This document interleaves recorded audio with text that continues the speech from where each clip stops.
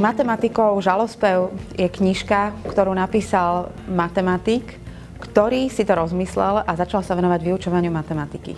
Je to knižka, ktorá hovorí o tom, že matematika je vlastne umenie. Je to jedno z veľkých umení, rovnako ako výtvarné umenie, alebo hudobné umenie, alebo architektúra. A v tejto knižke sa celkom príjemným spôsobom dozvieme prečo. Toto bol jeden z dôvodov, pre ktorý som sa rozhodla, že tú knižku preložím. Bol to taký môj malý sen a bola som veľmi šťastná, keď mi Rábe umožnilo nielen tú knižku preložiť, ale aj dosiahnuť, aby sa tá knižka mohla dostať k ľuďom, ktorým by mohla pomôcť, obohatiť ich, ukázať im to, čo si možno oni už dávno mysleli, to, čo ich ešte nikdy nenapadlo.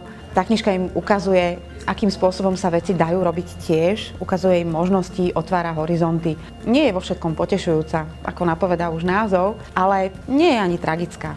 Hovorí o tom, čo sa dá robiť zle, keď učíme deti matematiku, ale hovorí aj o tom, akým spôsobom sa to dá robiť dobre. Nie je to jediný spôsob, ale spôsob, akým to popisuje John Lockhart, je z môjho pohľadu jedným z tých zaujímavejších, príjemnejších a zmysluplnejších.